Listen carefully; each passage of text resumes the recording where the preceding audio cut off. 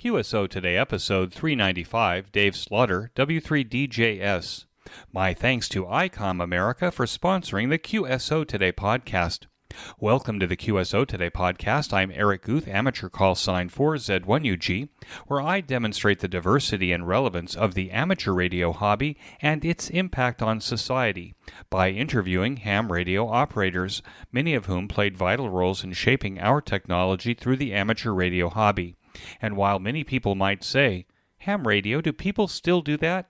This podcast demonstrates through in-depth interviews just how amazing, diverse, and dynamic the amateur radio hobby continues to be.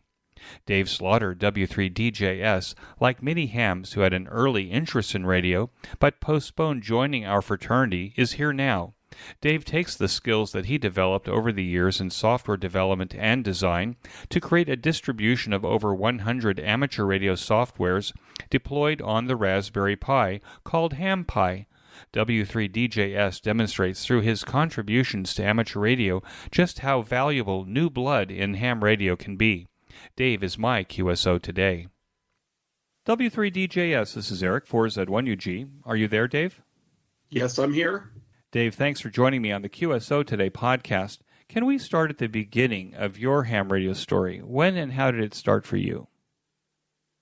So my ham radio experience, probably like a lot of people, started well before I got my license. When I was about 7 or 8 years old, my father had some tube radios, and this was during the late 70s. My father had some tube radios, and one of them didn't work, and I wanted to get it working. I had an innate ability for technical things, as well as some of my other siblings just wanted to do things with working with very early computers and calculators that ran BASIC and so forth. So we were a very technically minded family. And so I dug into this radio that didn't work and found one of the tubes was actually loose. And when I tightened it up, then all of a sudden the radio sprang to life. And I just had a wonderful experience with that, which led to me wanting to do more with radios and computers down the road. It wasn't, however, until my 20s or 30s that I actually pursued a Tech Plus license. That was the no-code license, since I had not learned CW. And I went ahead and instead of reading through the ARRL book, I actually just studied the tests and repeated them over and over again until I was getting passing scores. And that's what I did to pass my technician license. And I will tell you that skipping the study materials, yeah, it's one way to get a license, but you miss so much if you don't read the study materials. And I would definitely recommend taking at least a ham cram course for anybody wanting to get their technician's license. With my new license, I actually sat on it for many, many years until I finally went ahead and I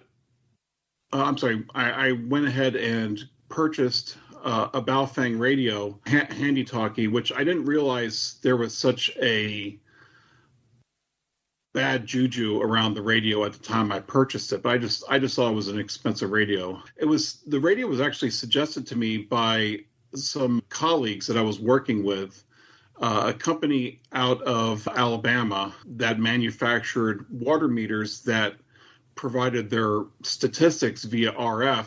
They had a bunch of ham radio operators there. 2 of them were extras and another one was either general or advanced. And they convinced me to get back into actually doing ham radio, not just being one of these people that goes and gets their license and then doesn't do anything with it. Let's go back farther. Let's go back to after fixing that radio when you were under 10. Let's stay there for a little bit because we can always jump back to the ham radio portion. But I'm interested in knowing, and I think the listeners are too, more about Dave. So this interest that you had or that you were gaining in electronics or science or technology, how did that play out when you got through middle school and high school? Oh, I'd be happy to elaborate on that. So along with having technical minds, myself and my siblings, we got into all sorts of related hobbies. One of the things we would do would be to build these Estes model rockets. And my sister actually introduced me to model rocketry, my sister Dale. And she would spend lots and lots of time putting these together very carefully and letting me assist or watch one or the other. And then she would perform very detailed tests with checking out the center of gravity on these. And she would do all these spin tests, things I just didn't understand at the time, but I thought it was really neat. So I watched. And then it got down to where we would go to the grassy field by the elementary school or the junior high or the senior high. And she would set up the launch platform for this and hook up the igniters and then open up the launch box, put in the key, and then she would sometimes let myself or my brother press the keys to launch the rockets up into the air.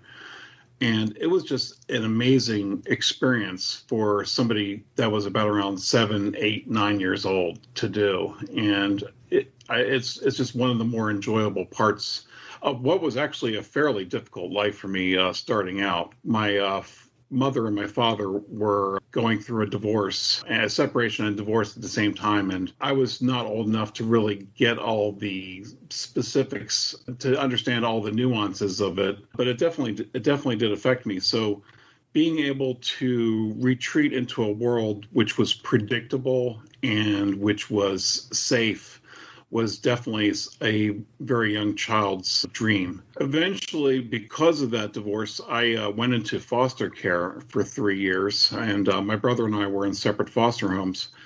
One of the things that occurred was my foster mother worked at the mall, which of course are rapidly disappearing these days. And there wasn't anything special about her particular job, but it was the fact that she would bring me to the mall and during the 1980s, kids would just roam around, and it wasn't a big deal back then. Kids didn't cause trouble at the malls. I would wander into the local Sears, and I would see very old console video games available, and I would play on them. I got familiar with the Atari 2600 and the ColecoVision, and also the Intellivision, which I'm a collector of the Intellivision game consoles now. But they had one computer that was sitting completely by itself, completely ignored on top of a desk. I think the desk was for sale and the computer was definitely for sale at the Sears. It was a Texas Instruments TI 994A. And I saw the keyboard and I saw the display, and I would just randomly type things on it, and it would just keep coming back, syntax error, nothing made sense with it. So being an inquisitive kid, I dug around the desk a little bit, and in the top drawer, I found a program written in BASIC on a sheet of paper. So I went ahead and typed the entire program in, which took me a considerable amount of time. But then again, kids don't really measure time the same way adults do. And when I eventually ran it, it said syntax error on line 30. So I told the program to print itself back out, saw the line number 30, and compared what I typed in to what was on the page, and I realized what I typed in was different. So I retyped that line, and then after it was accepted by the computer, I went ahead and typed in RUN and hit return, and all of a sudden I was rewarded by asterisks moving around on the screen in the form of a sine wave. And that was what really got me into computers at the very beginning of my life, was that I should probably actually go ahead and collect one of those. I do collect antique computers, such as the Apple II, the Apple II Plus, Apple II GS, the Commodore 64, the Commodore 128. Do you have a Lisa? I do not have a Lisa. Those are very expensive nowadays. Really? Oh, that's interesting. Yeah, they're worth a lot of money. I remember it was a dog at the time.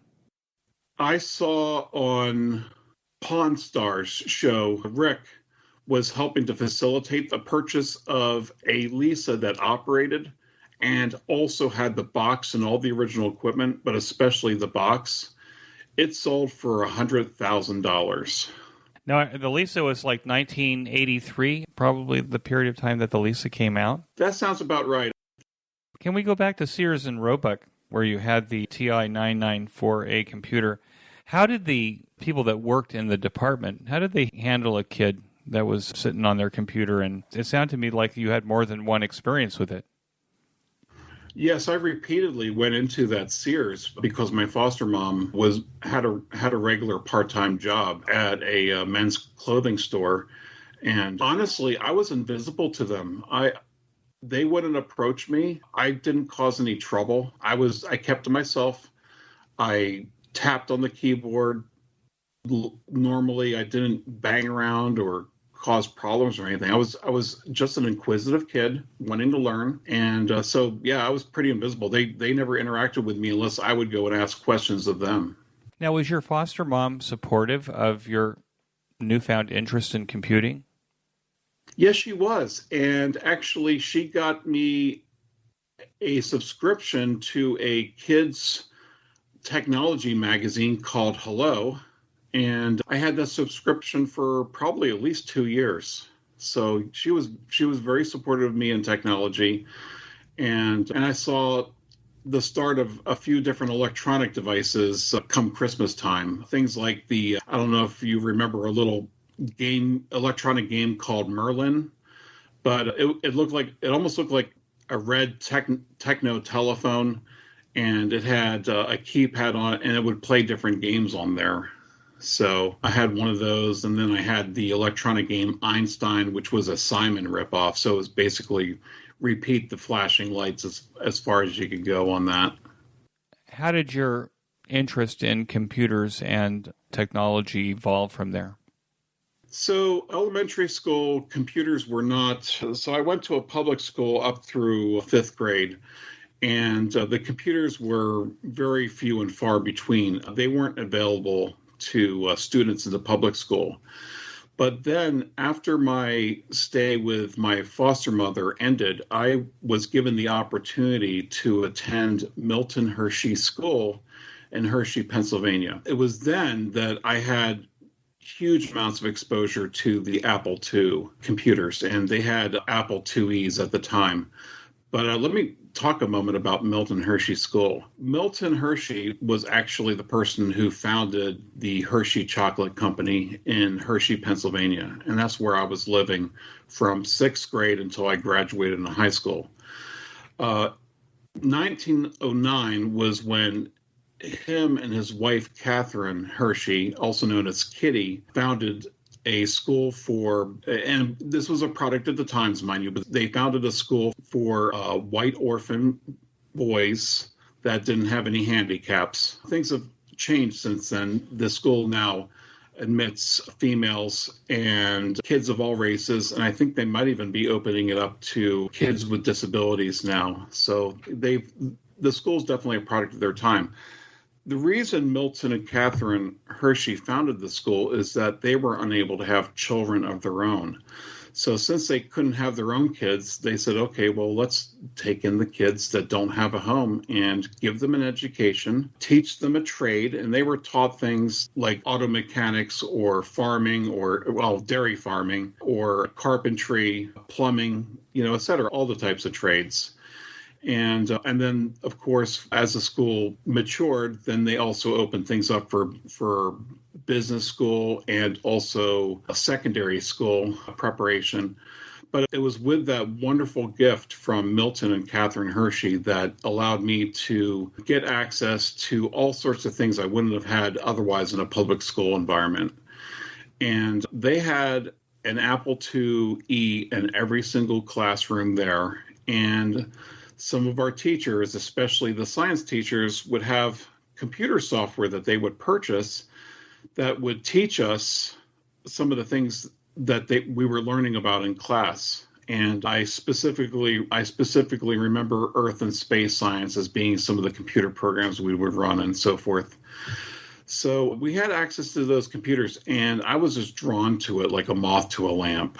And every single moment I could get access to a computer, I did. And I went ahead and learned about the Apple II as much as I could. I started doing basic programming in 6th grade and learning the hard way about what worked and what didn't work. And then I eventually started writing programs on sheets of paper because I didn't have a computer at home, at the student home. Because in Milton Hershey, you didn't just go to school, you lived there too. And you did chores and whatnot, and you did your studying, your homework at night.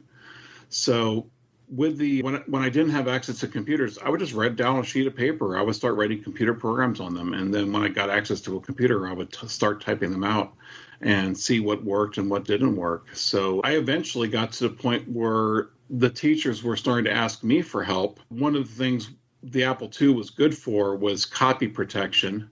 And I happen to know the ins and outs of copying certain copy protected disks. And I helped them cheat the publishers by taking one copy of a disk and maybe making 2 or 4 of them so that they can run on multiple computers at the same time for the particular teacher. That's not something I would have done now, but now I would have just said, okay, let's just buy more copies, and I would just paid for it out of my own pocket. But back then, I was a kid. I didn't have any money, and I also didn't have the ideas of right and wrong for software publishing.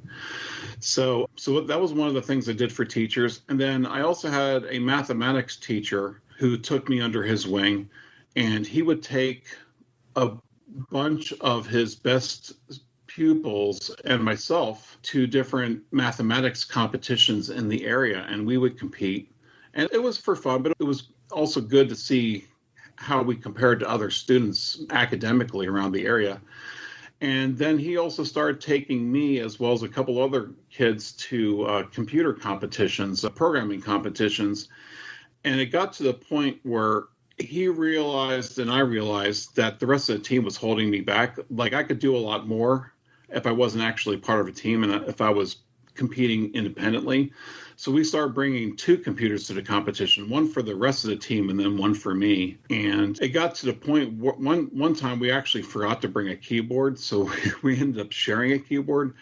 And the competition saw us doing that, and they ended up creating a rule of no sharing keyboards just specifically for me, which was funny. I did extremely well in those contests. The only time I had difficulty is when the computer science and the mathematics, they had some mathematics which was a little bit advanced for me, and that's when I would have a little bit of difficulty in the competitions. Otherwise, I'd be scoring at the top of these competitions against the other schools.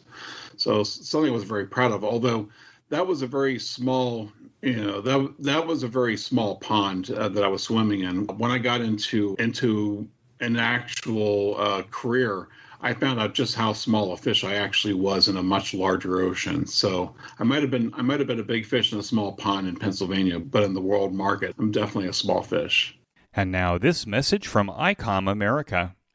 Now is the time to spice up your ham shack with Icom's new AD52A handheld portable radio. Now shipping. This radio is perfect for staying in or venturing out and working your favorite VHF and UHF bands this winter season. Did I say that the Icom AD52A is now shipping? Icom's newest handheld radio is a VHF-UHF dual bander with D-Star and FM dual mode functions. This radio supports conventional FM communications and D-Star simplex, repeater, regional, and worldwide calls over the D-Star Internet Gateway. The Icom AD52A is the first handheld amateur radio with a full-color 2.3-inch waterfall display and the ability to send photos over D-Star with a connected Android device. Other AD52A features include a wideband receiver with guaranteed range of 144 to 148 MHz and 440 to 450 MHz. It supports VV, UU, VU, and dual DV mode. It has an integrated GPS GLONASS receiver, including grid square locations. Other features include micro SD card slot, micro USB for data transfer and programming and charging, and of course it is IPX7 waterproof in case you drop it. Be sure to check out the new Icom AD52A at your nearest ham radio dealer, along with a full line of amazing Icom radios. And when you make that Icom purchase, be sure to tell your dealer that you heard about it here on QSO Today. And now back to our QSO Today. Okay, so when you graduated from Milton Hershey School, where did you go? So when I graduated from Milton Hershey, my intent was to attend Drexel University, which was in Philadelphia. So I moved into the dorms there at the beginning of September when the school opened up for its fall semester. And I started on the College of Information Science rather than software engineering or computer science. It was very similar, but it was suited for an IT type of work rather than actual software development. And is that what you wanted? Well, I didn't know precisely what I wanted. I mean, I knew I wanted a career that involved technology and involved computers, but I didn't realize that the College of Information Science was a little bit. It wasn't really stretching my capabilities. So I definitely never did switch over to computer science. Although if I could go back to school, which I might at some point, just for myself, while I don't need it for my career, I would like to have a computer science degree just to say I did it. And I'm sure the computer science degrees in the 2020s are much different than they were in the 90s, which is when I went to college at Drexel University. Okay, so did you graduate from Drexel University? No, I didn't. I had suffered through depression. It's a family trait. It was inherited. And it was between that and a lack of money, which led to me dropping out of school. I see. So what happened after that? Well, I actually went to work for while I was still at Drexel, I spotted a local company called Intelligence at Large showing off a product called Movie Star, which they would record. It was basically like screen capture software, and they would record and play it back. That was later enhanced into a video conferencing product. Now, you have to remember, computers in the 90s were about 2,000 times, maybe 2,500 times slower than they are today. And so we were running on very basic Motorola 68,000 hardware, trying to record people, record their audio and video, and transmit that over a network to another computer, which would then reassemble all these packets and try to display something usable on the other end. And we found that with these Macintosh computers, that the way the original networking, local talk ran, it was actually driven off of interrupts on the CPU. So the CPU was not having to only record the video and compress it and send it over a wire. Sending it over the wire was also stealing CPU cycles too. So we quickly switched to running over Ethernet networking, and that relieved a lot of the processing power back to the machines. And then newer machines became available. So I was part of that development effort for about 3 years, working at Intelligence at Large. And Movie Star Conference, which was the name of the communication product, eventually became Being There. And my manager there liked the movie called Being There, so that's what he named the product. And I worked both in development and QA and customer support. So I got a lot of exposure in the tech industry to different areas. And that was a good exposure for me as a very young kid, fresh out of school. Did your sister Adele become a rocket scientist? So Dale got into, besides getting into rocketry, and she also purchased I'm sure what was a very expensive Texas Instruments calculator, which also interpreted BASIC. So she wrote BASIC programs in this calculator. She eventually met her to-be husband at a rocketry club, and they got married at a pretty early age. And what I understand that she did next was she ended up working out of New York City as a database administrator for one of the financial companies. But that was her day job. She also did, I believe she also did some contracting for NASA at one point there.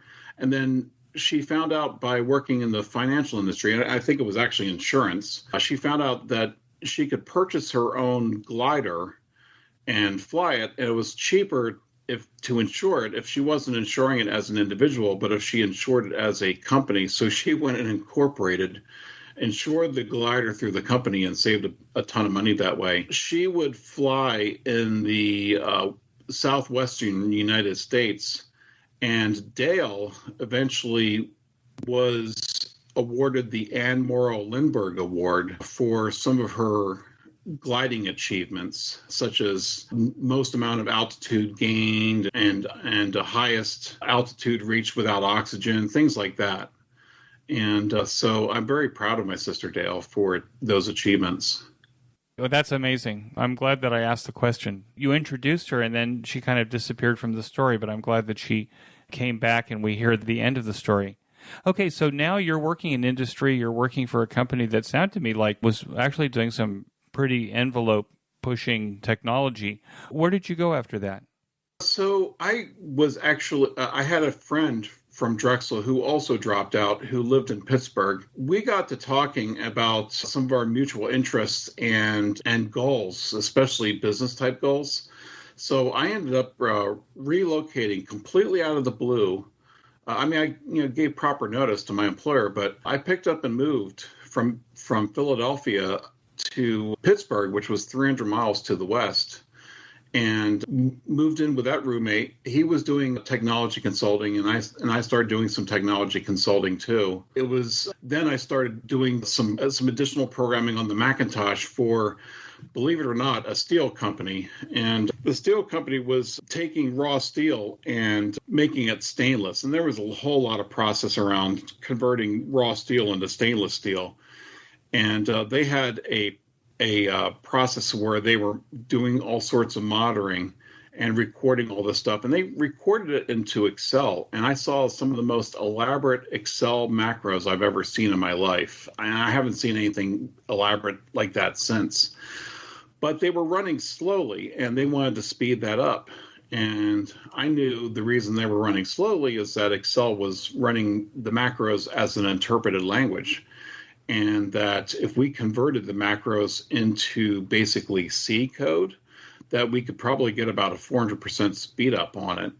And so I worked on that for a while, but that was outside of Pittsburgh. That was actually in Ohio, and I missed being with my roommate. I missed being in Pittsburgh. So I kept looking around, and then I found an opportunity at another Macintosh development company. They were making a product which was an aftermarket product for Macintoshes that allowed people to get more out of their memory. It basically provided for a dynamic memory heap on these Macintosh applications that would let them run more programs with less memory. And it was called Optimum RAM Charger. And they needed somebody to port that code from the 68000 processor to the PowerPC processor. So I started doing that on the weekends, and then they liked what they saw, so they invited me to come work for them full time, and I saw my opportunity to get back to Pittsburgh, and they were a Pittsburgh company, so I went ahead and put on my notice for my job in Ohio and moved into Pittsburgh and worked on RAM Charger and getting the PowerPC version of that completed. So from here on out, I mean, I was your typical 20-something, 20-something person. I jumped around from company to company. And I think part of that was I was very much stricken by the startup mentality, and I wanted to be on the leading edge. And some of the companies were on the leading edge, some of them weren't. And I was never quite satisfied.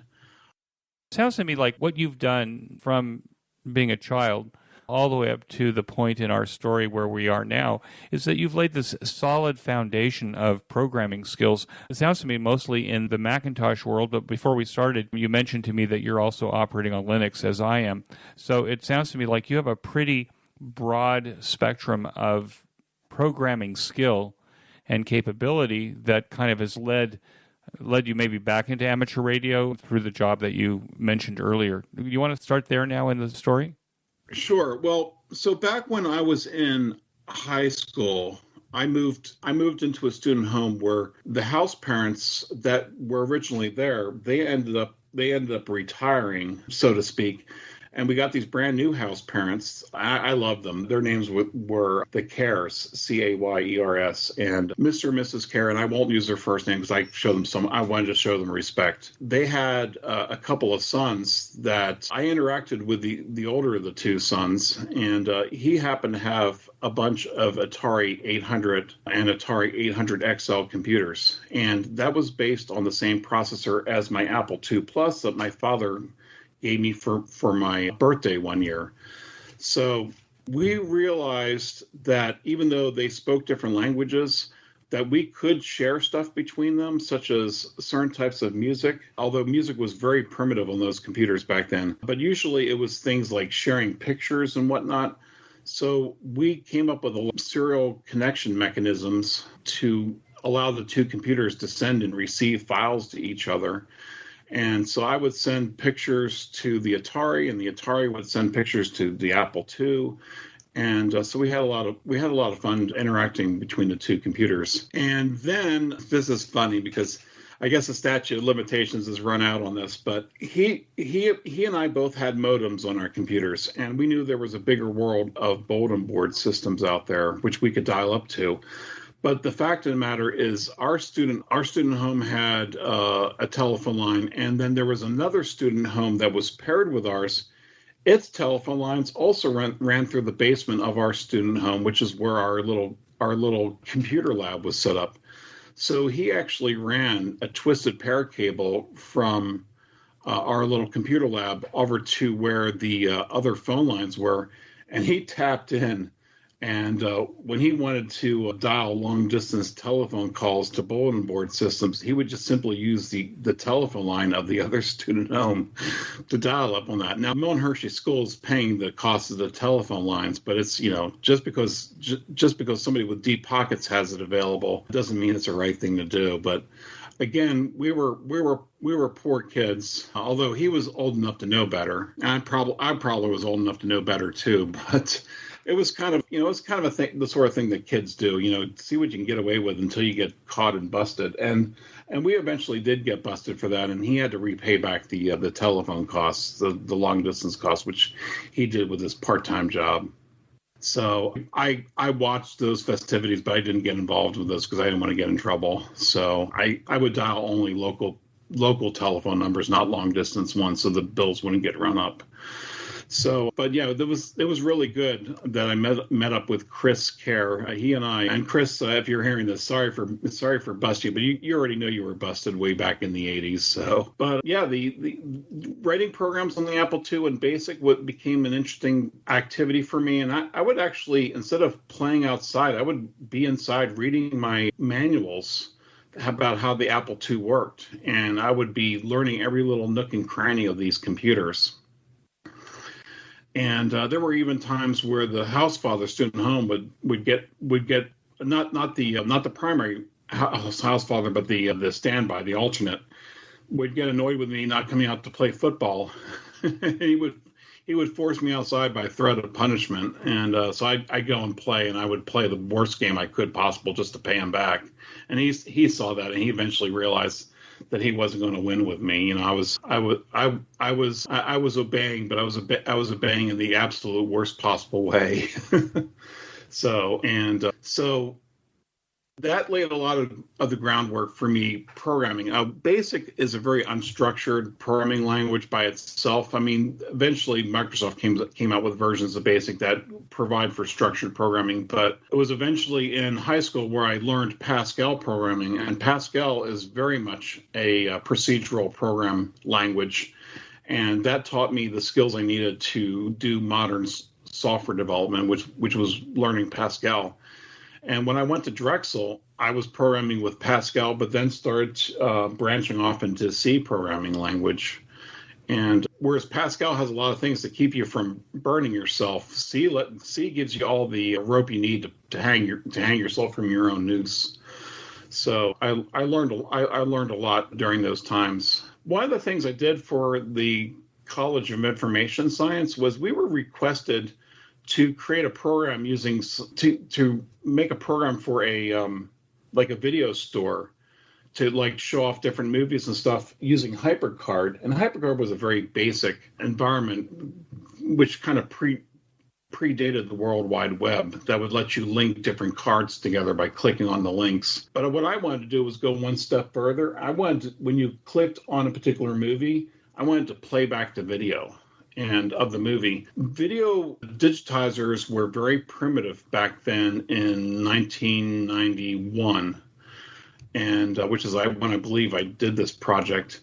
And so in order to playback video, I actually had to use what was called a frame grabber, and I had literally had to grab one frame of video at a time. And for like a 20-second segment of video, I had to record something like 600 frames. And so I did this for 5 different videos and basically wrote a program to stitch them together, and then wrote another program to play them back along with synchronized audio. And that was actually what I showed off to the company that I met at Drexel, called Intelligence at Large. And that's when they asked me to do a little bit of contracting work for them, which ended up turning into a full-time job for the next 3 years. So, and more often than not, if you go to the West Coast and with Stanford, I'm sure you will see the same sort of deal where you've got companies, looking to see what sorts of projects that the students have done, and they offer them internships and whatnot. I mean, I'm sure there's all sorts of different ways that they do that, but that was the way I found my first job doing professional programming. I want to take a minute to tell you about my favorite podcast, the Ham Radio Workbench podcast, with George, KJ6VU, and now joined by Rod, VA3ON, Mike, VA3MW, Mark, N6MTS, and Vince, VE6LK. Every 2 weeks, George and company offer up a status report on the many amateur radio projects on their workbenches and explore projects on their guests' workbenches. This group is project active and prolific, covering many technical areas of amateur radio. So the next time you want a deep dive into ham radio electronic project building, or to learn about technology, tools, test equipment, construction techniques, and the rest, listen to the Ham Radio Workbench podcast, available on every podcast player and channel. Use the link in this week's show notes page to get to the Ham Radio Workbench podcast directly. And now back to my QSO. How did you find your way back to ham radio then? Now, you had the license kind of simmering in the background, but you're not active. How did you find yourself coming back? Yeah, so my memory is a little bit hazy. I thought I got my ham radio license when I was in Pennsylvania, when I was living in Philadelphia, but I left Philadelphia in 1995, and the FCC website says I didn't get my license until 2003. Now, 2003, I was living in Texas at the time, and of course, my first call sign was Kilo Delta 5, Tango Victor Sierra, and KD5 BTS.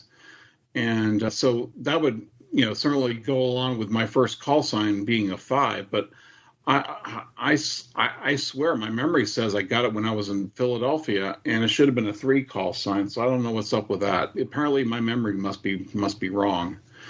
So, but I am looking forward to the day that I've reached 25 years, at least under the current records, so I can join the Quarter Century Wireless Association, because I think that would be a fun thing to join. You mentioned that you had a Baofeng radio, but that's not where it stopped. What did you do after that? How did you become more involved in ham radio? Okay, so getting my license in 2003, I just basically sat on it. I didn't get an HT or anything. I sat on it for pretty much the next 7 or 8 years or whatnot. It was probably about around somewhere between 2009, 2010, 2012, somewhere in that general area. That at first I got to the point where I had to renew the license, and then I went ahead, and I honestly don't know what it was. Well, what it was that re-sparked me was that company I worked with in Alabama, and making the water meters that were wireless. They encouraged me to get a Baofeng HT, which I did, and I immediately tried. I didn't realize that I could be listening into repeaters, so I just started having it do basic scanning from 144 megahertz to 148. And not hearing anything on there, I became very disappointed very quickly that I bought this radio, but I can't hear anything on it. And when I went back to them, talked to them, they said, "Oh, you need to program in some repeaters." So I started programming in repeaters in the Atlanta area, which I was living at the time, the North Fulton area. And so I would listen into the North Fulton amateur radio club's repeater and our amateur radio league's repeater and nearby ones in Cherokee County and Atlanta and whatnot.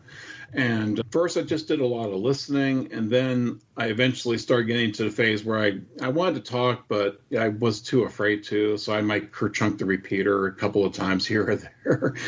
But eventually I got through my mic fright, my stage fright, and started talking on the repeater, saying hello to people.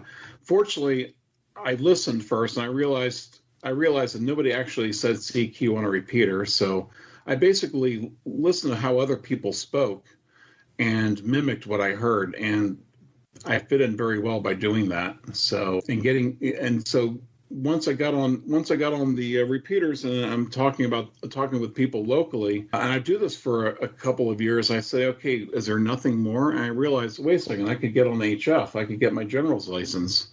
So once again, I repeated the same mistake I did with my technician's license, in that I studied for the general license on the computer until I became good enough to pass it.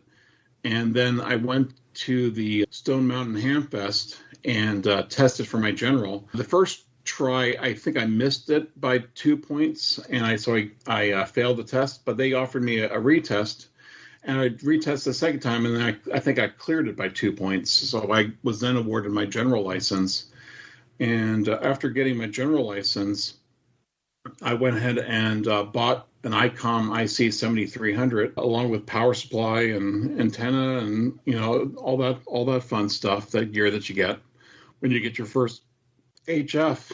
And I started doing a little bit of listening on single sideband, but I quickly learned of FT8 and JT. Well, I knew of JT65, so I got that hooked up to the computer and started doing digital communications, which I've been doing ever since. And now that the sunspot cycle seems to be coming back around, 15 meter and 10 meter have been hopping lately, and maybe one of these days I'll also get on 6 meter and do communications that way.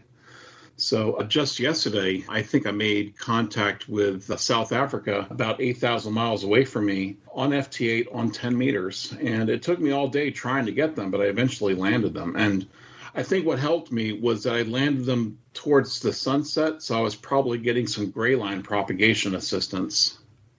Let me ask you, Dave, it sounds to me like, and I see this a lot with new hams, that they'll actually take the Baofeng radio. It's cheap. They range under $100, even $25, $35 to get on the air. But they're kind of left holding a radio with no instruction. And then it sounds to me like then you took your test, you upgraded to the general class, you bought the Icom 7300. Did you have anybody helping you to make sure that you got on the air properly, that your antennas were tuned, and that you couldn't do any damage to the radio? Okay, so I skipped over a lot of the in-betweens during my ham radio career, and I'm not surprised, because I've done so much different things over the years. I did not have anybody helping me to make sure I didn't blow up my radio initially. I actually watched a lot of YouTube videos, and I very quickly found a very popular YouTube personality, Dave Kasler, KE0OG, and his followers are called Aggies. And I literally watched his videos when I was at work, when I was done my regular work, and I didn't have anything else to do. I'd watch his videos, and I watched from number 1 up to, I think he's up to 600 now, but at the time I think I watched up to 300 videos, and I was just like a sponge. I was just soaking up the information and learning things. When I put up my antenna the first time, I just threw it up into a tree, and it wasn't up very high. It was honestly up about 15 feet off the ground, and the ground around my house was kind of low. And so it was when I got together with a radio club, Gwinnett Amateur Radio Society, and I made a friend in the club.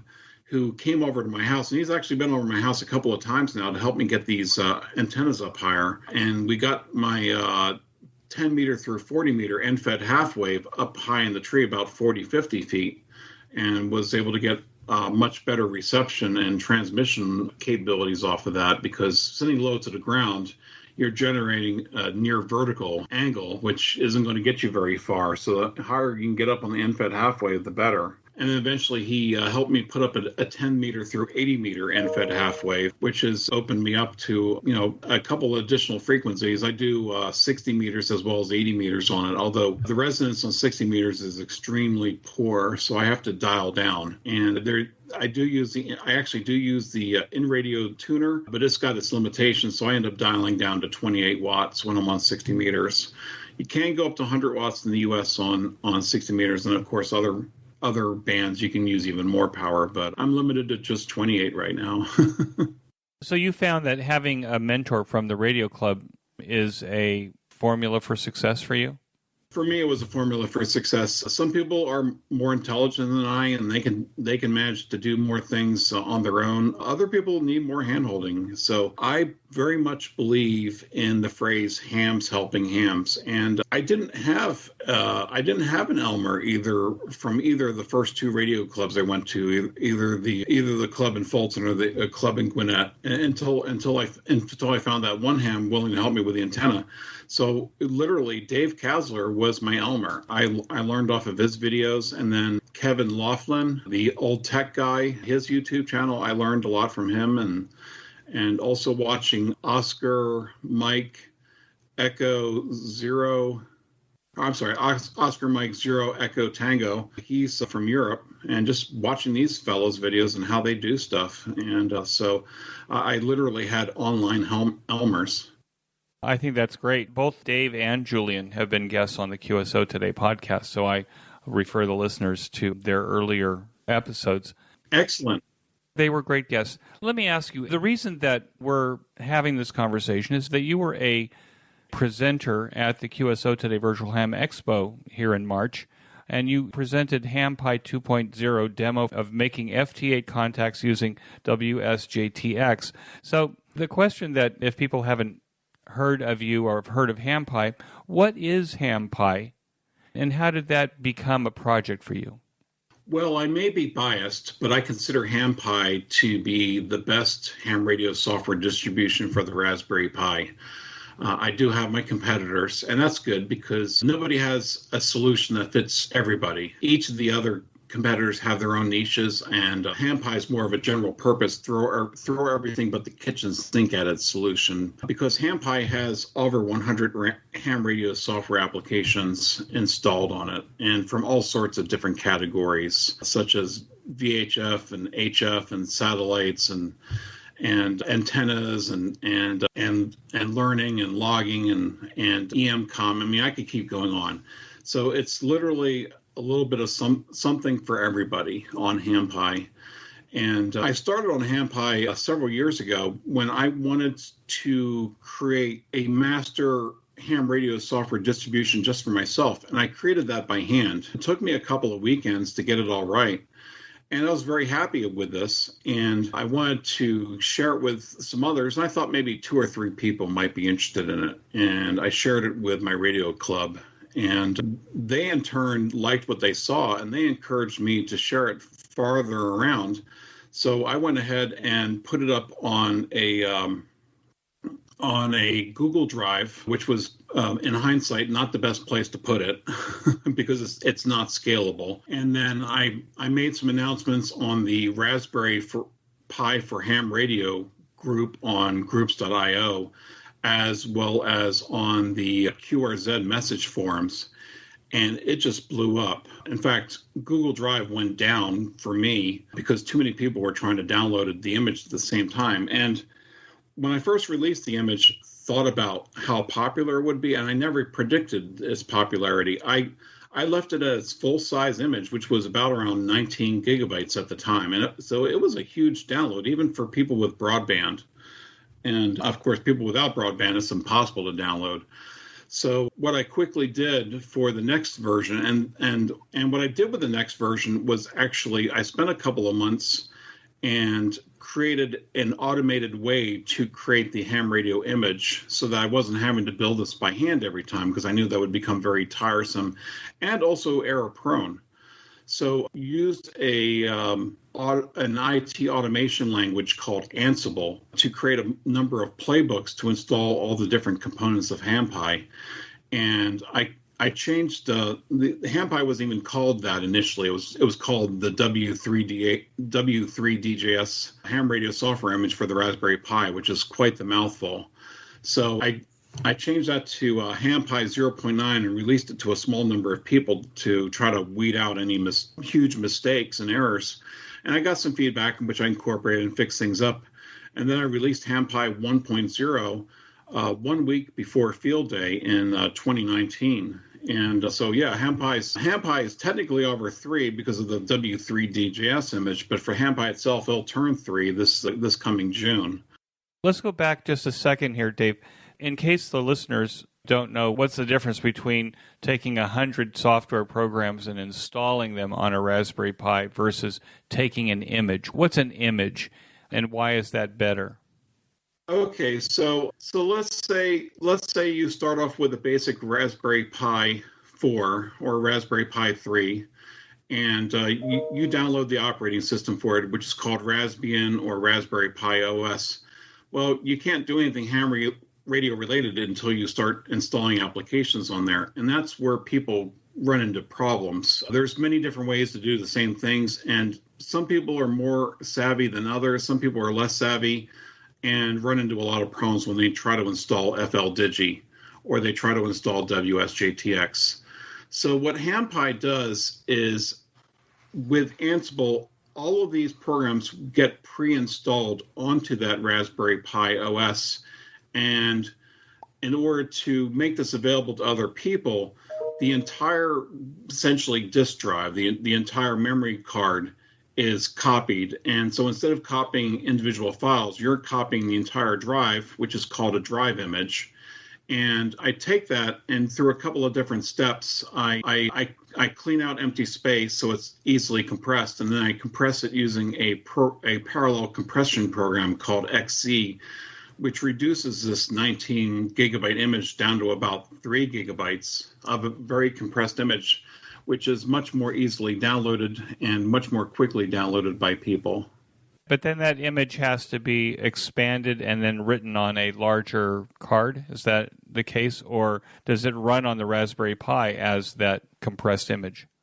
No, it's compressed just to save space during transit from my computer to SourceForge, which is where it lives now, and then from SourceForge to people's computers. I provide so HamPi isn't just provided by itself; it's provided with a bunch of documentation that was written. And one of the documentation pieces is just a simple text file that says how to flash image.txt, and it walks through downloading the image and then using a program called Balena Etcher, which is the preferred program. Balena Etcher is used to automatically decompress and flash the image to a person's micro SD card or to their solid state drive or to their USB flash drive, whatever they're using on the Raspberry Pi as a storage mechanism.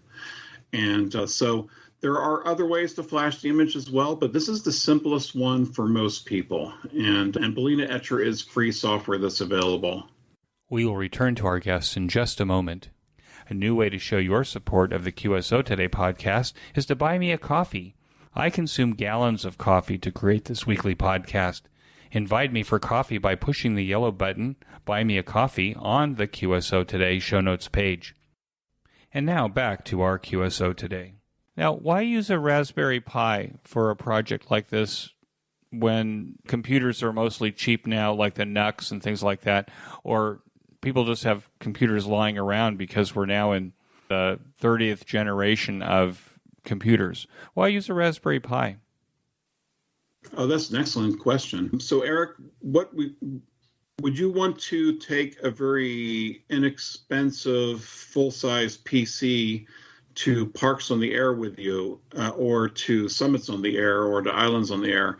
So one of the things the Raspberry Pi offers right off the bat is it's a very small, literally a credit card sized device that weighs just ounces. It's not even a pound, and then it can run off of a very small amount of power. So in order to drag out a full size PC, you're really not going to do that. So a lot of people bring laptops to Parks on the Air or Summits on the Air, but this is still even smaller than bringing out a laptop and is less weight. So it's got its size and weight advantages. It uses less power. A laptop PC might be using, anywhere from 30 to 80 watts in the field, depending on how much you're driving the CPU and RAM and graphics and whatnot. The Raspberry Pi is running on anywhere from 5 to 15 watts of power, depending on which model you have. So it's a very low power device, and you can literally take a little USB power bank with a Raspberry Pi and power it in field. Likewise, you can either drive it off of an HDMI type monitor, or there are these displays. In fact, I'm holding one in my hand. I wish I could show you on the podcast, but it's not that type of podcast. I have an e-ink display on this Raspberry Pi 4, and I'm going to be using that as a very simple display. I'm not planning on using it to display real-time information, but occasionally updating information, because e-inks are incredibly low power. I mean, they're using like milliwatts of power to just keep the display the way it is, and to change it, it's still milliwatts of power. So they're not like driving a full size display. So there's a lot of advantages there. Also, there is one of cost, and maybe hams have old equipment laying around, but these are also and they're cheap, but they're cheap because they're old equipment. The Raspberry Pi 4 is pretty much a state of ARM7 processor. And so while it's not as fast as a laptop or desktop machine, it's still pretty comparable and it's quite usable. Let's say you're taking the Raspberry Pi 4 out into the field. What then is the man-machine interface, the keyboard and display? If you're, say, doing FT8 or something like that, what do you use with the Raspberry Pi?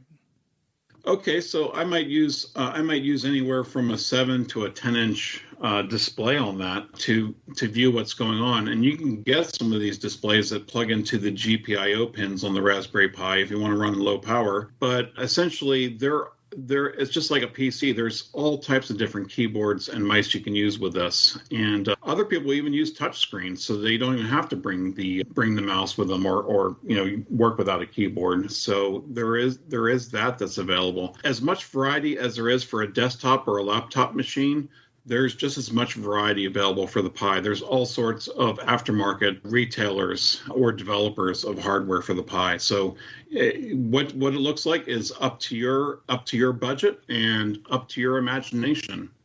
So I have a Raspberry Pi 400 with a keyboard. I found, frankly, that it's so underpowered that it doesn't seem it's good for anything other than browsing a couple tabs at a time. Would HamPi work on something like that? And would I enjoy the user experience if I wanted to use it on my 7300 with my 24-inch display on my desk? You could. I mean, it really depends on what your particular requirements are. I've been using HamPi with WSJTX for years, and in that particular case, I don't have a keyboard or a mouse hooked up to it. All that I have hooked up to the Raspberry Pi 4 is a solid-state drive to run as fast as possible that's plugged in on the USB 3 port. I do have an Ethernet network cable plugged in for speed. I mean, you could connect via wireless too, but I want to get every little bit of ounce of speed out of this. And I have a USB power cable plugged into it. And then the very last thing that's plugged into it is the Icom IC7300 USB cable, which carries the cat control and carries the sound modem interface, both the transmit and receive. And so, both the microphone and the speaker are going over the USB along with cat control. And that's what operates in my shack. And in fact, the current one I'm using doesn't even have a case on it. Other Raspberry Pis have had a case on it. So time of the year you're catching me at and what I've been doing with the Pis. I think the Raspberry Pi 4 tends to run hot, or at least the early versions of the Raspberry Pi 4 seem to run hot. Do you have to pay attention to cooling in order to run HamPi on this and still keep the thing from burning up? So HamPi has a community support forum, in which I encourage people to go to, and that's on groups.io/g/ham with a capital H dash pi with a capital P and an I. I occasionally hear about people that are overheating, and this usual suggestion is to put a heat sink on the CPU, and you could also put heat sinks on some of the other chips. And I also recommend using a fan on the Pi 4. I will tell you this, when I am creating HamPi and I'm copying the image off of the solid state drive, or I'm writing an image to solid state drive, the solid state drive warms right up. And it has not broken on me yet, but what I did do recently is purchase a heatsink specifically for the solid state drive, which is not too uncommon for a lot of people with solid state drives to buy heat sinks for them. So yeah, they tend to run a little bit hot. If they run too hot, the operating system will throttle back the CPU speed and in order to protect itself. So that's a good feature that's built into the Raspberry Pi, and HamPi benefits from that. Now, on one of the forums that I was reading in researching the interview, it's my understanding that you may have a program called BOINC, or Berkeley Open Infrastructure for Network Computing app, running on HamPi. How is that used in HamPi? What's it for? That's correct. So one of the things I believe in is radio telescope research, and the Berkeley Open Internet Network Computing software provides a way to use computers on the internet at large to perform what are otherwise really large computing operations by dividing it up into little chunks for each individual computer. HamPi is running BOINC on it to perform research for detecting pulsars. And I feel that's very worthwhile. So when I found out how popular HamPi would be, I decided to include that on there. In the license, people are given the right to remove that if they want to. And so if people don't want to run it, they don't have to. But it is installed by default, and it's mentioned both in the license and in the user guide. Is there a significant, say, impact in terms of the energy that it's using, or rather than having the computer sit there and idle, is there any kind of impact having that thing running in the background when you're not using HamPi for amateur radio?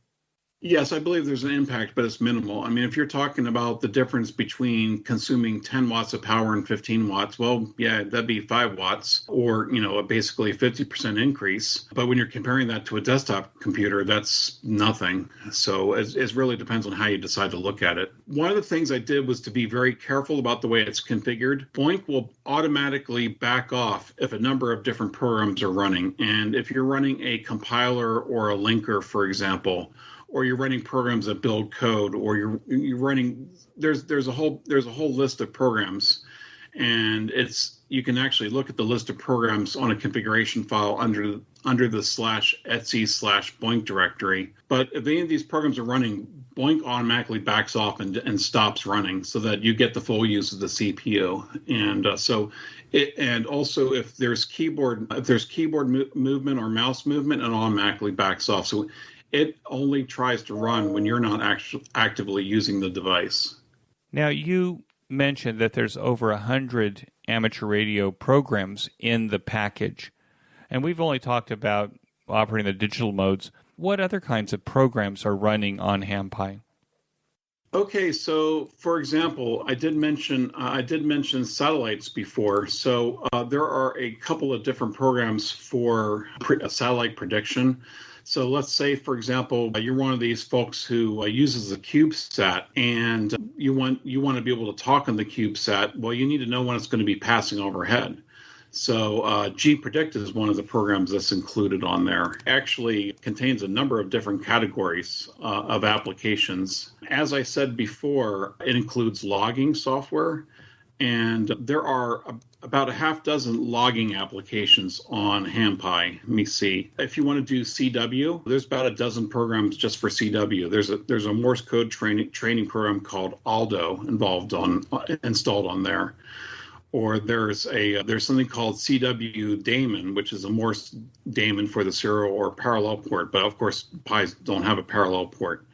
Or you can also convert ebooks to a more MP3 or OGG sound file with a program called ebook to CW. So, a CW is almost never asked about on the Raspberry Pi. If you want to do communications over D-Star, both DRATS is included, which is a communication tool for D-Star that lets you basically text messaging / instant messaging, as well as being able to send and receive files and sharing locations and whatnot. And I recently just found out about the location sharing ability through my own Aries group. Also, for communicating over D-Star, there's a program installed called Blue DV. And that's actually a client for D-Star and also DMR and also Yaesu System Fusion. And it lets you talk voice over those networks with the appropriate hardware. A lot of people are interested in the software-defined radio, and I've got a couple of favorite software-defined radio applications. One of those is SDR++, and that was recently added to HamPi in the last 6 months, or maybe even a little bit longer ago. Before that, I loved using Cubic SDR, and while I didn't write Cubic SDR and why I didn't write SDR++, those applications are built into HamPi. They're downloaded from source code, and they're actually compiled and linked and installed onto the HamPi image. If you're using a slightly older Raspberry Pi, such as a Raspberry Pi 3, Cubic SDR is going to be a little too heavyweight, as well as SDR++, but in that particular case, you can run GQRX, which is a very lightweight software-defined radio receiver program. So those are just a few of the different things. If you want to run digital modes, of course, there's FL Digi and WSJTX, which I think are kind of the 800-pound gorillas of the digital communications world. But we also have a companion program for WSJTX called Grid Tracker, which is a graphical mapping companion program for WSJTX or even JTDX. There's a lot of people that are into JS8 Call, which is a messaging application built on top of the FT8 protocol by actually he's a local ham to the Atlanta area, KN4CRD. And I watched him give a presentation on JS8 Call to the North Fulton Amateur Radio League a couple of years ago. So let me see. What else can we do with this? I did get into as an EMCOM program. Well, also for EMCOM, you have PAT, which is available, which is an open source version of WinLink. And then there's also, for communicating via PAT using a particular protocol, there's RDOP communication software available with that. And so you can communicate over the RDOP protocol. If you are into antenna modeling, well, we have about a half dozen applications on that, including NEC2C and XNEC view, which basically provide NEC structure and gain pattern viewing. And also, for those people that want to know about propagation prediction for HF, well, we also have VOACAP, VOACAP, that's available on the image. And so there's a couple of ham training / testing programs, which I think are pretty old and haven't been updated in years, but they still provide, I think they're still of value even though they're older. And that would be FCC exam and ham exam. Dave, with all these programs on there, they're not running unless they're called up, right? So their impact on the whole project, if you're only using 5 of these programs all the time, the fact that these other things are on the system doesn't impact the way that these 5 work. The general answer is no, they do not impact because they're not running. Now there are a couple of programs that do have components that run all the time, and if I started up an image and took a look at it, I could probably tell you which ones those were. But the impact is extremely minimal. If you look at the CPU load, it's less than 1 when the Pi is idle. So we're not even using 1 CPU core, which of course the Pi 4 happens to have 4 CPU cores. And so, yeah, they're generally they're generally just available in the menu. One of the nice things about HamPi is that I would say about 80% of the programs are available via the ham radio menu, which is on the Raspberry Pi menu. And when you click on the Raspberry Pi menu and bring it up and you scroll down to the ham radio menu, then it pops up a submenu of which then of several of those categories I just mentioned, there's a bunch of other submenus. And by the way, it took me a lot of work to figure out how to do submenus on the windowing manager, which happens to be called XFCE4. So that was a lot of work to do to get that to work. So I'm going to pat myself on the back for that. That sounds pretty exciting, and I'm anxious to try HamPi. What are you doing right now with the supply chain problems that seem to exist in the world right now, where if you can find a Raspberry Pi, you're no longer paying $45 or $35 for it, you're paying almost $200 for it. Are you porting HamPi to any other available small board computers? I've looked into that, and I haven't found a small board computer that I found to be appropriate for that. But instead of going small, I actually went the other direction, and I went large. So HamPi is basically a Linux-based operating system, and so all the applications run on Linux. So what I was able to do, and it literally took, when it took me months to create HamPi, it took me just a couple of weekends to convert HamPi to run on a PC. So HamPi now has a sister called HamPC, which I apologize, it hasn't been updated in a year, and I need to fix that. And I do plan to do it as soon as I can get some cycles, which has been very difficult due to some family emergencies in the last couple of months. But HamPC is basically HamPi that runs on an x86 PC. So your PC laptop, your PC desktop will run HamPC. And so I'm still making it work a little bit better. I've been distributing it as an image, just like HamPi, but I've seen some folks maybe wanting me to provide it as an ISO or some sort of installer version for their PCs, which I'm working on. So HamPi and HamPC share about 95% of the same programs. I think there are literally 3 programs that run under HamPi that don't run under HamPC because they're Raspberry Pi specific. Dave, what do you think about creating some kind of a version for a Chromebook? I have not thought about that, and I don't own a Chromebook. So here's the other thing too, is I'm a one-person operation, and I have a lot of responsibilities on me already. Since HamPi is an open source project, while I don't think I have the cycles to take that on, the source code is freely available on GitHub, and it's on github.com/dslaughter, which is spelled DSLOTTER/HamPi, capital H, capital P. Right. That'll be in the show notes page for all the people that want to know how to get it. Yeah, so people can download HamPi, and a number of people have forked it. I've seen it's been very popular for being a project that's been forked. And they can create a Chromebook version of that if they've got the time and cycles to do that. And I encourage people to do that. It seems to me that would almost be for the guy that wanted to go, or gal, that want to go out and do PODA or SODA or something like that, that a Chromebook is nice and light, not very large, and if it could run the whole thing, that would be kind of cool too. Before we go, Dave, can I ask you, what excites you the most about what's happening in amateur radio now? I would say a couple of things, actually. One is the sunspot cycle is starting to come back, and we're able to get around to other continents from the United States on the DX bands. So I'm excited about that, and that's just a matter of time. Another thing I'm excited about is that with people not just talking on the radio, but also talking on the internet, there's just such a wealth of sharing of information. Not every one person has the answer. And a lot of people come to me for all the answers with HamPi, and I'm sorry to say I don't have all the answers, but I did create a community support group that has over 950 people as of today, March 31st, 2022. And if I can't answer something, chances are there's somebody else who has the answer, which is, I think the collaboration between hams is one of the best things. I don't think, a lot of people say that ham radio is dying. I think actually it's not dying, it's changing, it's morphing. And every year it morphs into something a little bit different. And I think the excitement is not knowing what it's going to morph into next year.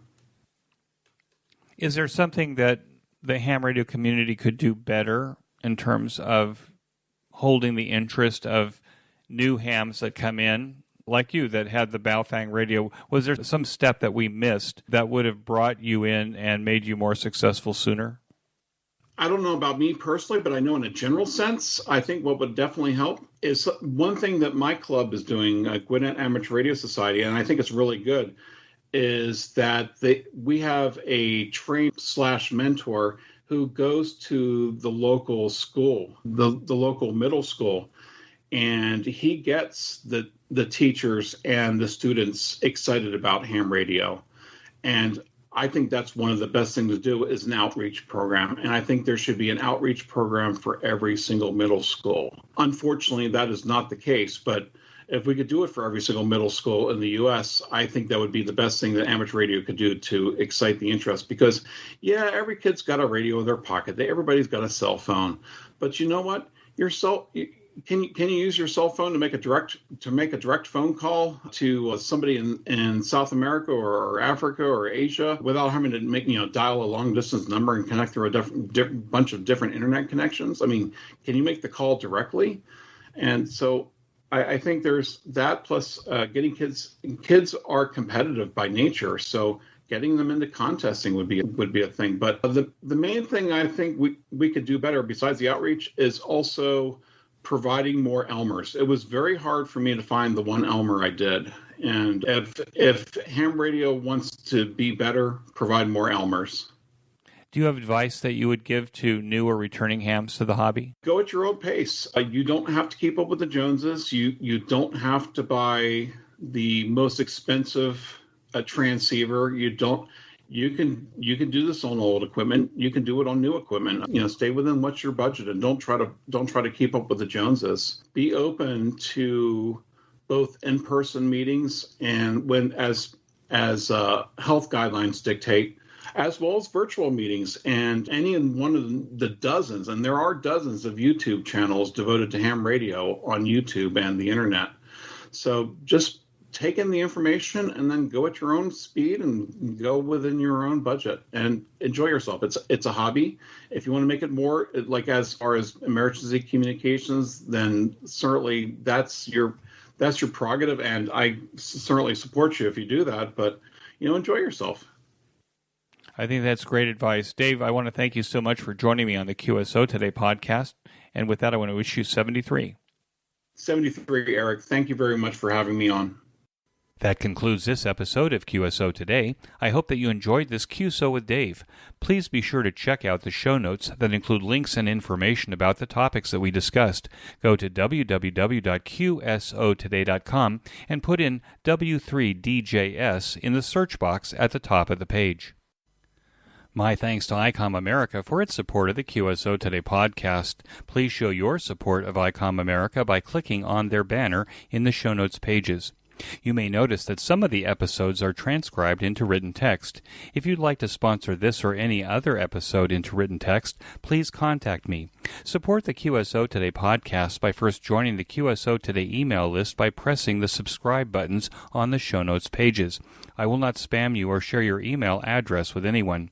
Become a listener sponsor monthly or annually by clicking on the sponsor buttons on the show notes pages, or use my Amazon link before shopping at Amazon. Amazon gives me a small commission on your purchases while at the same time protecting your privacy. I'm grateful for any way that you show appreciation and support. It makes a big difference as I head towards episode 400. QSO Today is now available in the iHeart Radio, Spotify, YouTube, and a bunch of other online audio services, including the iTunes Store. Look on the right side of the show notes pages for a listing of these services. You can use the Amazon Echo and say, "Alicia, play the QSO Today podcast from TuneIn." My thanks to Ben Bresky, who edits every single show and allows both this host and my guest to sound brilliant. Thanks, Ben. Until next time, this is Eric, 4Z1UG, 73. The QSO Today podcast is a product of KEG Media Inc., who is solely responsible for its content.